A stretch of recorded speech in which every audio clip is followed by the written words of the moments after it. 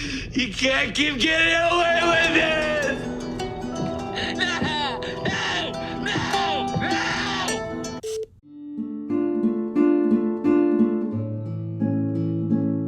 Did I already know what was going to happen? Yes. Did I still cry? Heck yes. Let's just get right into it. Today we're going to be talking about that.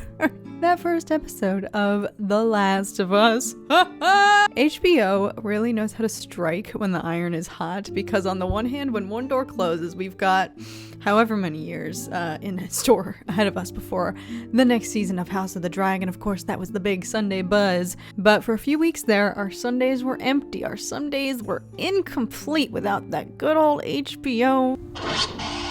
And while I might have doubted it, while I said, really? They're really gonna start 2023 off with The Last of Us?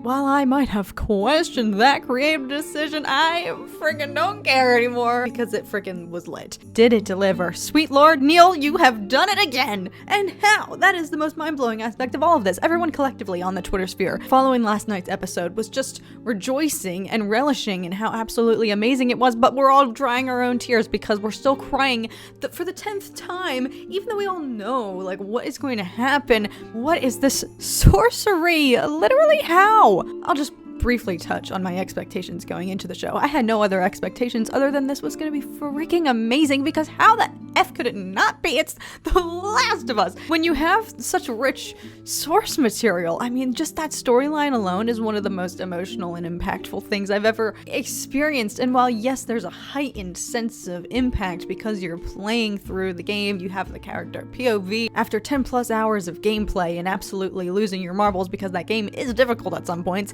and so emotional, and you're just like at the brink of it all. You are so emotionally and mentally taxed by the end of it. Yes, that is a certain element that the gaming experience offers that perhaps the live action might not have. That was my only hesitation going into this, which is that of course you get so incredibly attached to these characters when you're literally playing through them in gaming mode. So is that going to necessarily be maintained in live action? That was my biggest question going in. But other than that, knowing that many of the creators of the game itself were on deck here for this project, for the production of the series too, like, that's a big relief in and of itself. That is a good sign. You would have to actually try, like, make a dedicated effort to actually, like, make this go wrong. Like, there was never a nervous bone in my body going into this show. Like, I sat down fully anticipating that it was gonna knock my socks off and make me cry, because how could it not? It's The Last of Us! What I am struggling the most to grasp is, how is it physically possible? How is it physically possible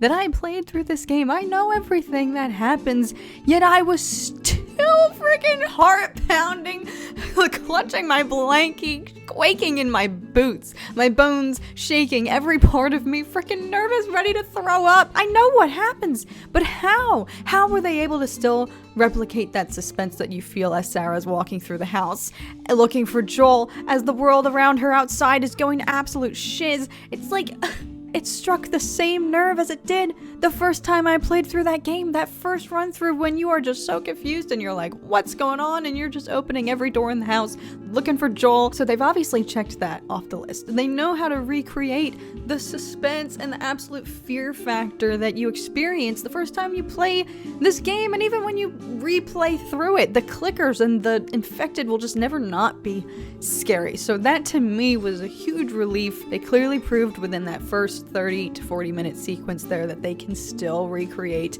that tension and that absolute just fear and angst that you have whilst playing the game. Because while that wasn't necessarily a concern of mine going into it, there is again a more heightened POV when you yourself are going up against these clickers. And while yes, it might just be a video game, okay, it's not real life, it's not even like it's VR, it's literally just you and your PlayStation. While it's fictional, it's still freaking scary, okay? It's one of the scariest games I've ever played. But they still captured that same fear, even though you're not playing first person as these characters. The fact that it's being translated into live action here, which I'm sure is something that we were all anticipating. What are the infected gonna look like? Not a shred of doubt in my mind that they were gonna be equally scary, if not more ick, because it's live action. So far, 30 minutes deep into the episode, everything that made the game special is still being translated here. Nothing is lost, and if anything, everything is heightened in live action. And that's the next point I want to touch on. Is yes, they are being so incredibly faithful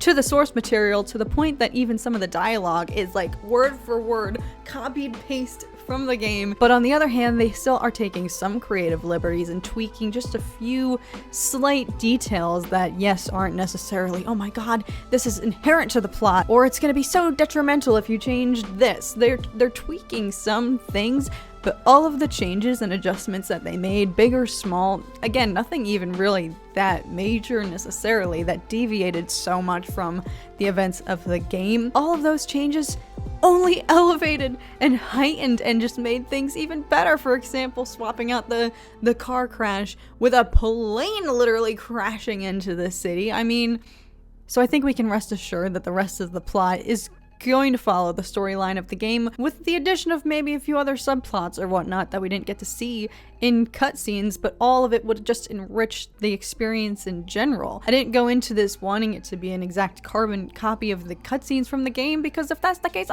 there's no point. I'm just gonna go and play the game, you know? Obviously, I would want to see what the main cast, you know, Pedro and Bella have to bring to these characters. It's a different take, it's a different rendition that we're seeing, but I don't mind seeing some creative liberties be applied. Everything that they tweaked only heightens things, and for me so far, it's the epitome of success when you're able to strike that balance between being faithful to the deeply loved source material while still making a few minor tweaks here and there that only enhance and elevate and heighten the viewing experience. I'm freaking sold. Like, I'm freaking here for this season. I want to walk a day in Pedro Pascal's shoes just to know for 1 second what it feels like to be a god, because that is it. He is everything. He is perfect as Joel, and I never doubted it for a second. Such a beloved character that people connect with so deeply, and I think that Pedro, who is obviously exceptionally talented and we love him and adore him in every other role that he does, he brought it. Like, he brought his A game. Bella Ramsey, they're both just inherent badasses, these two. And this was even just a smidge and a little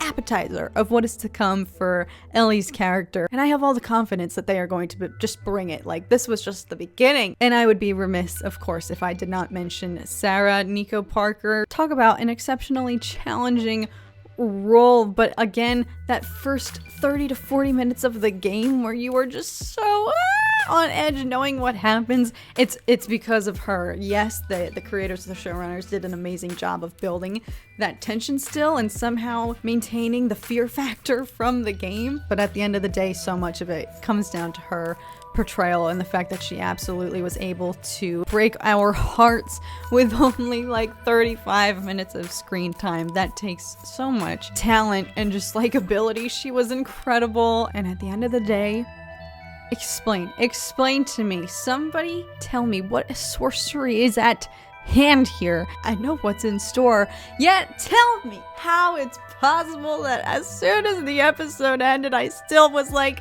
I just need the next one. What sorcery is at hand here, okay? Let me know what you guys thought of this premiere here. One I would consider to be extremely phenomenal. I think the ratings are pouring in overwhelmingly on the positive side, if I'm not mistaken. And if you would like me to continue doing these episode reviews, I think I probably will, because this show is seemingly already going to be absolutely phenomenal. So peace, love, and absolute tragedy and heartbreak. Happy 2023.